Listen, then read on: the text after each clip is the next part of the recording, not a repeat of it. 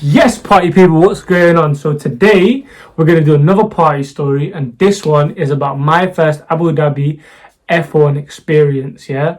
And this time we're going to be talking about my partying experience with Trey Songz. It's one of many, but we're going to talk about this specific one because there's a couple twists and turns in it. Hope you enjoy.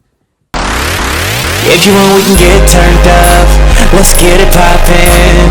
Get it poppin'. Get it poppin'. If you want, we can get turned up. Girl, you already know.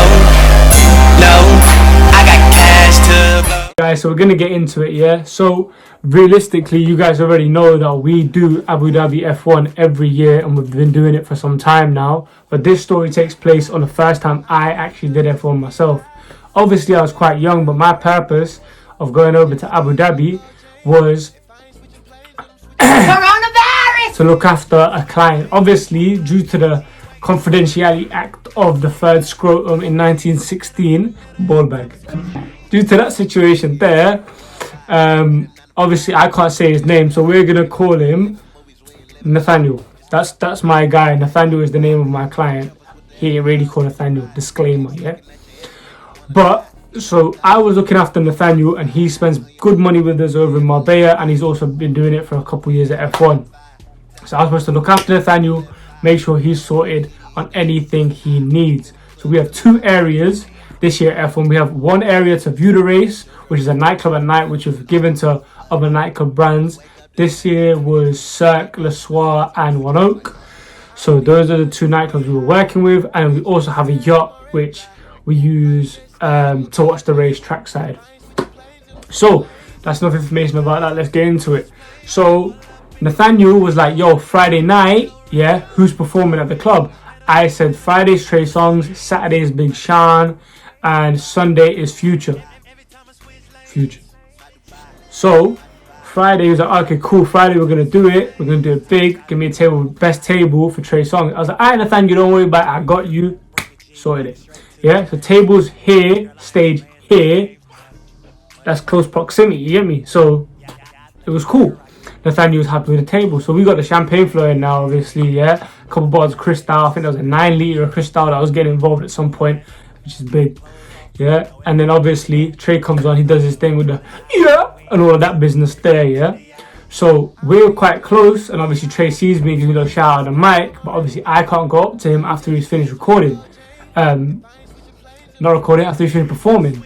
So once he finishes performing, so obviously that situation is cool, but the key thing here is the fact that it's Trey's birthday this day, and I can't leave the section because I'm working, and I gotta stick with my guy Nathaniel, you get me? So until Nathaniel was ready to leave, I couldn't leave the section, so I had to make sure he got back safe and stuff to his suite. So I dropped him off about 5 o'clock when knocked out. Obviously you got a couple hours, he had to be up at 9 o'clock in the morning. So obviously certain man was running on fumes, which is a bit of a sticky one. But obviously, you know, as they say in this day and age, we move. So okay, we got the Saturday daytime cracking, it was quite easy. And then Saturday night comes, and then we were looking at the people that are staying on the yacht. Me and my boy Hardy, we're sharing a cabin.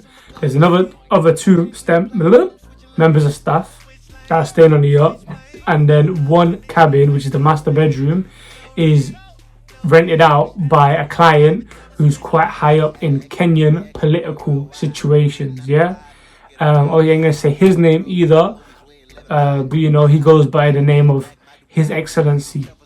So he's come over to me and he was like, yo, big man, I want to go see Big Sean. And I was like, okay, well, we can do that one, because my client Nathaniel, he was taking it easy that night. So me and the Kenyan politician go to the club, and obviously we had the table sorted, we're chilling. Big Sean comes out. You can see that footage here. So look, I got these little pieces here. We got one over here. We got all my dogs. So obviously, the Big Sean performances happen, it's all kosher and things like that.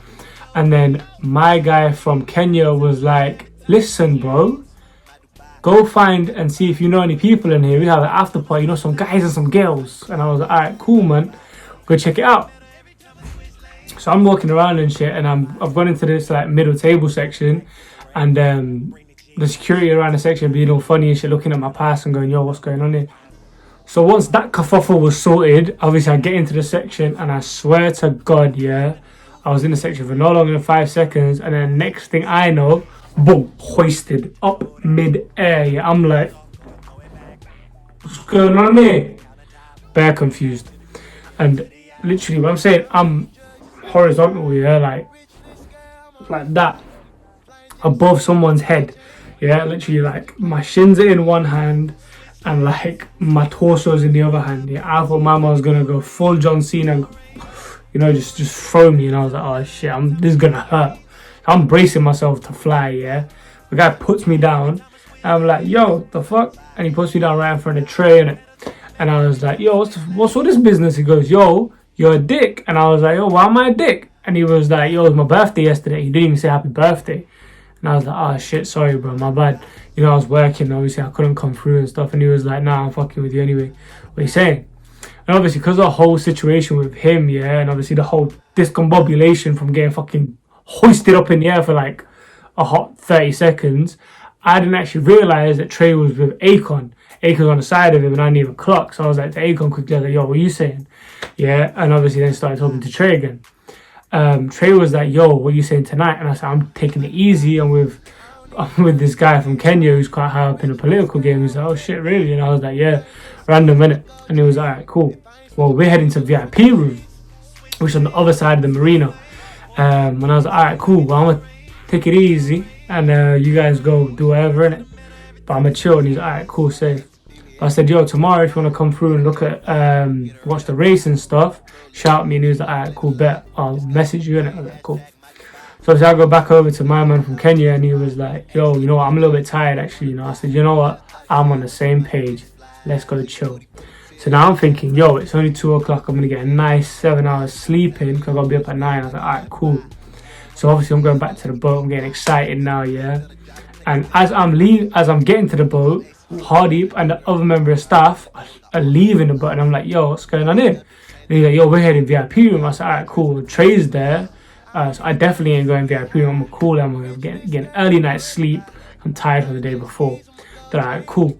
So I get into bed now, obviously. Whole situation. I get into my nighttime attire. Obviously, turban comes off, yeah. It's getting serious. Phone's on charge. I lay my head to rest.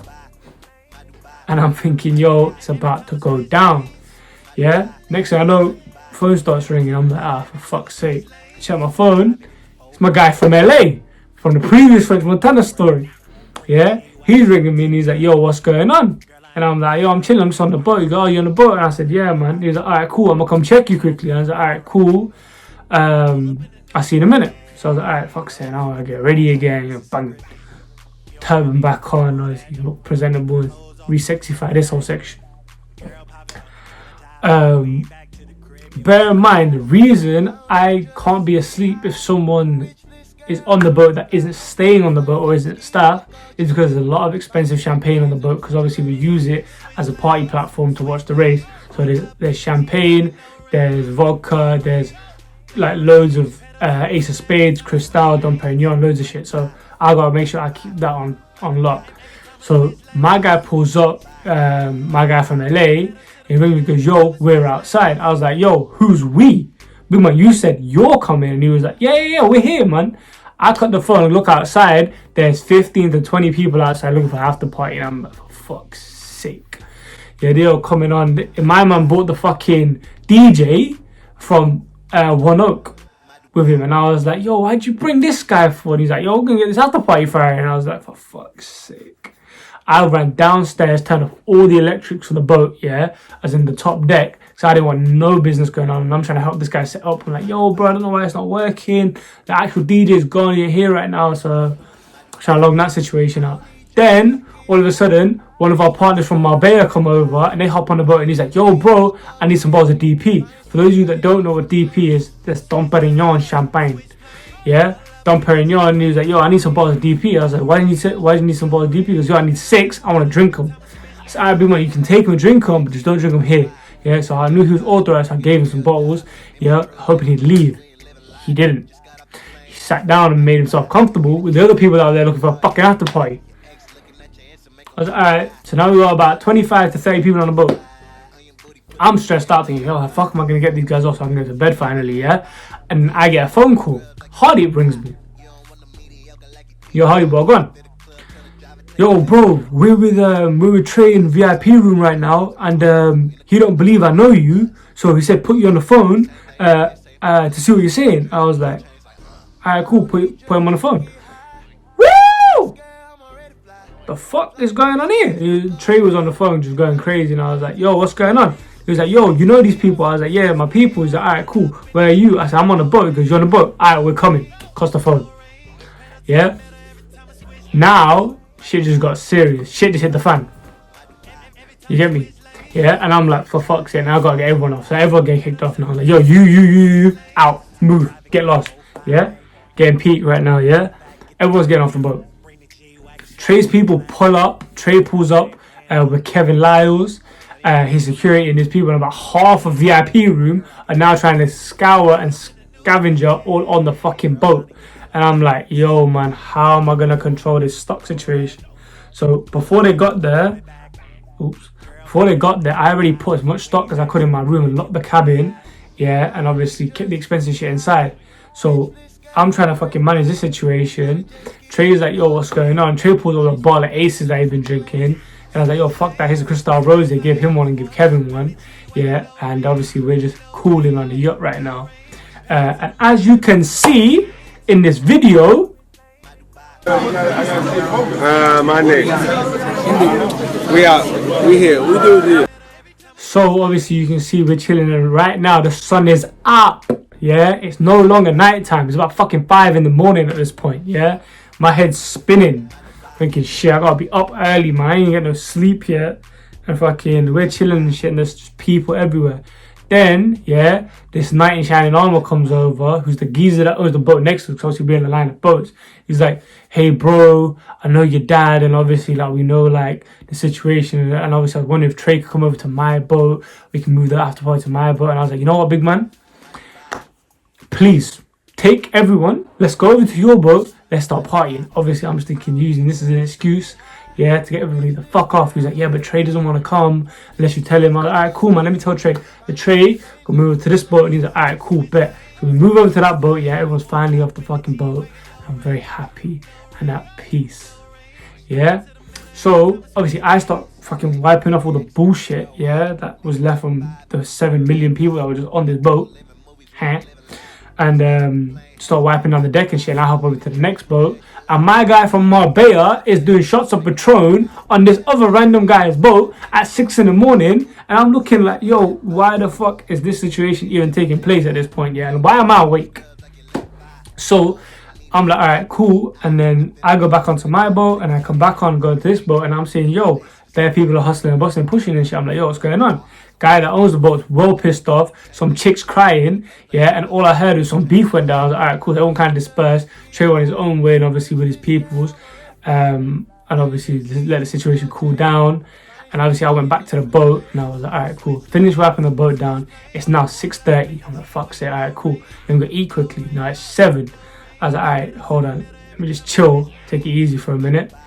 Alright, did that and gone, had a shower, got back horizontal in bed for a minute. Dad comes busting through my door at 8 in the morning saying, yo, big man, it's time to get moving, let's go to work. I'm like, yo, you don't understand what I just experienced, man. Situation was peak. Yeah, obviously I didn't tell him because, like, he didn't need to know. He didn't know this whole situation even went down. Yeah, until like, I think like 3-4 hours later, someone told him. I think Hardy told him. And obviously I needed to tell him eventually, because he would have been like, yo, what the fuck's the 2 bars of Cristal Rose missing for? And I would have been like, it was Nicky was still. So obviously he found out, and he was cool. Like, he didn't care. Obviously the situation was what it was. So the day after, obviously it's the Sunday, it's the actual race day. I'm fucking tired. Yeah, like my eyes droopy. So obviously, you know, I've got my shades on inside. You know how I be having my shades on. So I take my shades off for a hot sec, wipe my face, and in that split second, the manager of the hotel comes over to me, and he was like, yo, you look fucked. And I was like, thank you very much, cheers lad. And he's like, yo bro, like really your eyes, you look fucked. I said, alright, come on, pop these back on, man, relax, chill, man, because yo, you need to have coffee or something, you need to wake up. And I was like, yeah, usually I drink the like iced coffee you guys have, but I don't know why, for some reason for F1 you took it off the menu. He's like, alright, don't worry, I'm gonna get you an iced coffee. I was gassed. I was expecting a nice luxurious frappuccino thing, yeah. This motherfucker comes back with a cup with some ice in it, some liquid coffee, and some fucking water, bro. Some fucking water, bro. And I was like, yo, what's the situation? Like, am I supposed to drink this? I drank it because I didn't really have no food that day. I swear on my mom's life, I nearly physically shit myself. There was just that much coffee, I swear, my stomach was rumbling and shit, yeah, and I nearly shit myself. So the night time, fast forward, we're in a section now, and I'm in a section with Trey, and at this point, obviously Future's performing, and fucking every celebrity you can think of at F1 that year was in our club, and we were like, yo, shit. We had Kevin Hart there, we had Ludacris there, we had Tiny Temper there, we had Lewis Hamilton, who just won F1 by the way, and fucking obviously Trey was there, and I can't remember who else was there. But yeah, so we've got a lot of stars in the building with us right now, yeah. And then this picture got taken, and let me tell you why this picture is significant. So as you can see, these are all in this picture looking lit, yeah. And I don't know if you can see, but there's like a bluish square, yeah, on like the right side of the picture. And if you're looking at that square, it's because I'm stood behind it. Yeah, I saw the picture about to be taken, so I'm in the section, and I ducked out thinking I ain't trying to, like, you know, cop block the picture or, you know, photobomb, you know what I'm saying? So I was like, cool, let me step aside, let me cool it on this one. But that picture was in every single newspaper the weekend after F1, and I was so vexed that I didn't decide to, you know, throw my little in that one, you get me? So obviously that was that situation. But yeah, that's one of my stories on how I first partied in Abu Dhabi on a yacht at 5 in the morning with Trey Songz. Yeah, and obviously there's a few more stories coming up. I think I'm gonna do this weekly from now on. So if you guys are down with that, make sure you like and subscribe. Yeah, and you know, we'll keep these videos going. Stay safe. Pedal to the middle every time I switch lanes. Every time I switch lanes. Pedal to the middle every time I switch lanes.